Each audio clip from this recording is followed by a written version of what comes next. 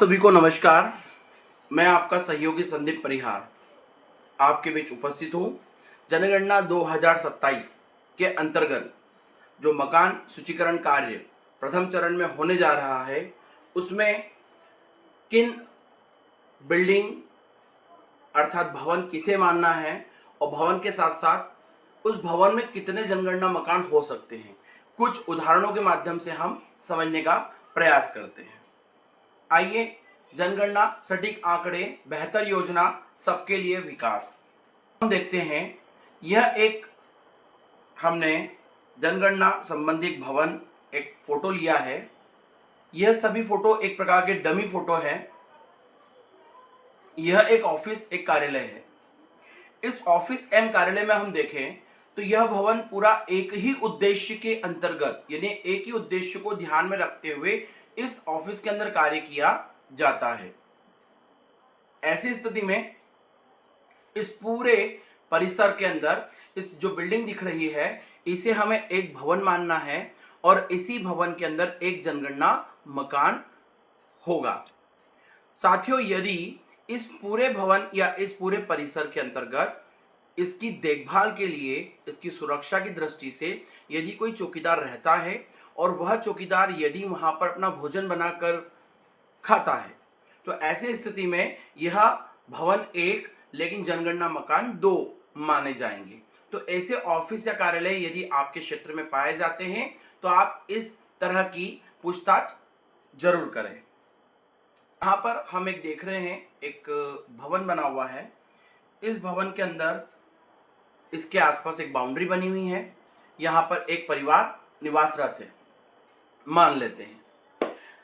अब चूंकि ये जो पूरी बिल्डिंग है, इस बिल्डिंग के अंदर एक ही व्यक्ति के आधिपत्य में आते हुए यदि वह इसका संपूर्ण भाग का उपयोग स्वयं करता है, तो यह भी जनगणना के अंतर्गत भवन एक माना जाएगा और जनगणना मकान भी एक माना जाएगा।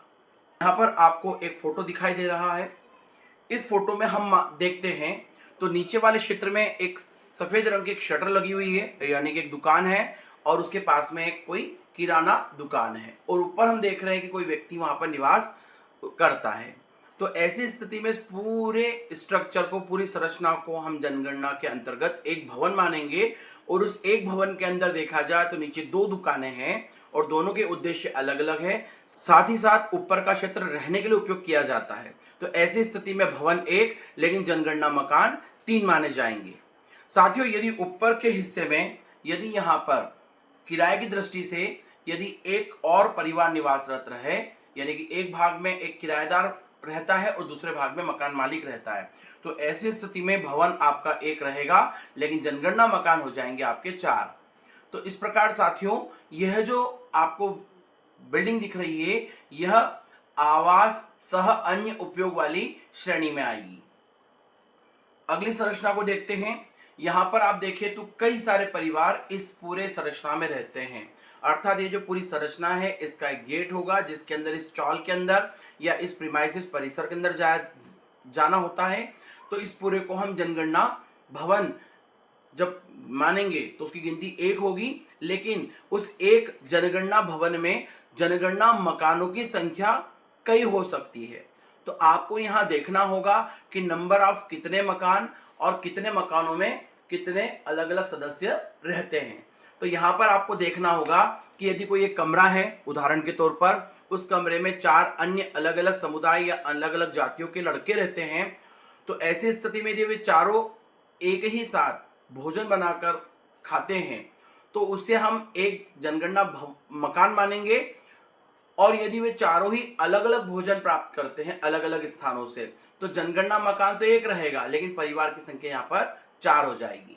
तो इन एग्जाम्पल्स के आधार पर हम अपने क्षेत्र में जब जाएंगे तो वहां की स्थिति के अनुसार हम निर्णय करें कि हमें उस भवन के अंदर कितने जनगणना मकान हो सकते हैं और उस जनगणना मकान में कितने परिवार पाए जाएंगे। यह एक सड़क किनारे लोहे की बनी हुई एक गुमटी जैसी आकृति दिख रही है।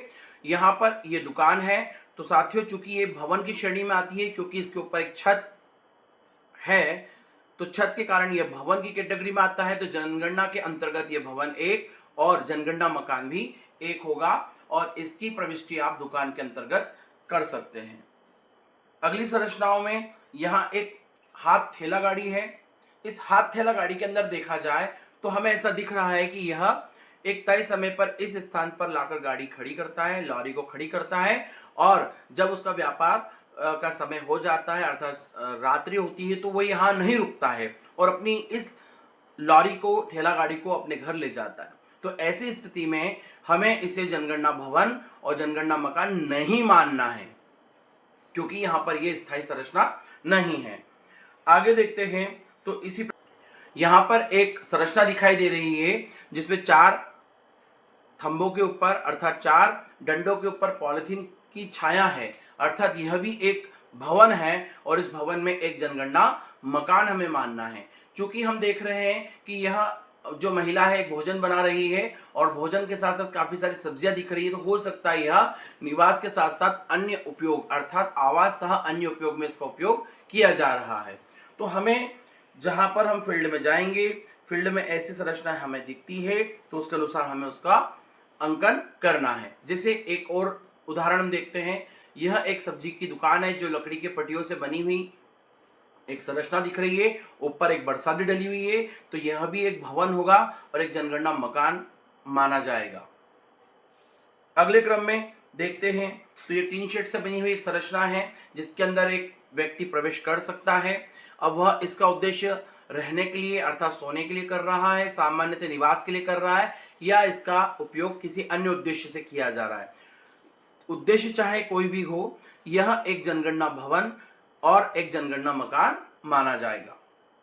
अगले क्रम में साथियों यहाँ पर कुछ अलग अलग तरह के उदाहरण दिए हुए हैं, चाहे उसकी संरचनाएं इस प्रकार बनी हुई हो, ट्रांसपेरेंट ग्लास हो, कांच हो, हमें उससे कोई लेना देना नहीं। यदि उसके ऊपर एक छत अगर दिखाई देती है तो ऐसी स्थिति में वह भवन और जनगणना मकान की गिनती में आएगा।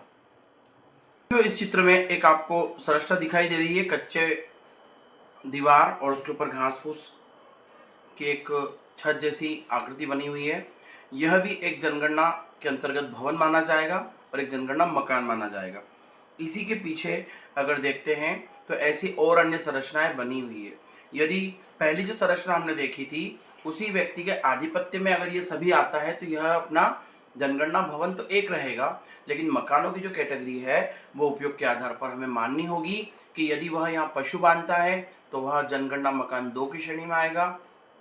यदि पिछली संरचना भंडारण या किसी अन्य कार्य के लिए की जाती है तो यहाँ पर मकानों की संख्या 2 से बढ़कर 3 हो जाएगी। यह एक संरचना है, यह एक ही परिसर के अंतर्गत 3 अलग अलग संरचनाएं दिख रही है, लेकिन यदि तीनों संरचनाएं एक ही व्यक्ति के आधिपत्य में हो तो भवन एक और मकान भी एक होगा, क्योंकि इसका उद्देश्य हमें तय करना होगा। उद्देश्य के आधार पर इसका बटांकन होगा या बंटवारा होगा कि इसमें जनगणना मकान कितने होंगे। इस चित्र में आपको एक संरचना दिखाई दे रही है। ऐसी संरचनाएं अक्सर ग्रामीण क्षेत्रों में दिखाई देगी जहां पर पशुओं को बांधने के लिए उपयोग किया जाता है। तो साथियों ऐसी स्थिति में जिस भी मकान में आप जाते हैं वह जनगणना की दृष्टि से भवन 1, लेकिन जनगणना मकानों की संख्या 2 हो जाएगी, एक पशु वाली और एक उसके आवास से संबंधित। संरचना आपको दिखाई दे रही है, ये परिसर 1 है, उस परिसर के अंदर अलग अलग संरचनाएं बन रही है, तो भवन 1 और जनगणना मकान भी 1। चित्र में जो संरचना दिखाई दे रही है यह भी अक्सर आपको खेतों में या घर के पास बनी हुई दिखाई दे सकती है, जिसका उद्देश्य हमें पता करना होगा कि वह भंडारण के लिए उपयोग किया जा रहा है या पशु बांधने के लिए उपयोग किया जा रहा है। तो ऐसी स्थिति में इसे भी एक जनगणना मकान हमें देना होगा, क्योंकि यही अक्सर संरचनाएं हमारे द्वारा छूट सकती है। ये एक आपको टूटी फूटी संरचना जैसी दिख रही होगी, अक्सर हम ऐसी संरचनाओं को छोड़ देते हैं, लेकिन ग्रामीण क्षेत्रों में खेतों पर अक्सर पशुओं को बांधने के लिए ऐसी संरचना बनाई जाती है। 4 डंडों बल्लियों की सहायता से ऊपर प्लास्टिक या किसी भी नेट, जाली या घास फूस का उपयोग करके संरचनाएं बनाई जाती है, तो इसे भी हमें जनगणना मकान मानना है। तो ऐसे और भी संरचनाएं आपको आपके क्षेत्र में दिखाई देगी, तो आप उद्देश्य के आधार पर और स्वामित्व और आधिपत्य के आधार पर आप तय करेंगे कि वह जनगणना भवन और भवन के अंदर कितने मकान होंगे। आशा करता हूं कि आपको भवन के सूचीकरण कार्य में कि इन्हें भवन मानना है और भवन के अंदर जनगणना मकान क्या होगा, ये जानकारी स्पष्ट हो चुकी होगी। तो मेरा आप लोगों से निवेदन है कि आप शीघ्र अतिशीघ्र अपने दिए गए HLB के अंदर इस तरह से मकानों की नंबरिंग करता हूं। आपको जनगणना कार्य के अंतर्गत मकान सूचीकरण जो कार्य प्रारंभ हो चुका है, उसमें किसे जनगणना भवन मानना है और भवन के अंदर कौन मकान होगा, यह जानकारी आपको स्पष्ट हो चुकी है। साथियों, इस आधार पर आप अपने क्षेत्र अर्थात आपके द्वारा आपको जो HLB दी गई है, उस HLB में प्रत्येक संरचनाओं को भवन और मकान नंबरों की गिनती कीजिए और उसके आधार पर आप एक नजरी नक्शा तैयार करें। नजरी नक्शा तैयार होने के तुरंत बाद आप ऐप के माध्यम से उन मकानों का जो प्रश्नोत्तरी है वह पूर्ण कीजिए। आशा करता हूं आपको मेरे द्वारा बताई गई जानकारी स्पष्ट है। अतः मेरे चैनल को सब्सक्राइब कीजिए, शेयर कीजिए, लाइक कीजिए, ताकि ऐसे ही अन्य और महत्वपूर्ण जानकारी लेकर मैं आपके बीच उपस्थित रहूं। धन्यवाद।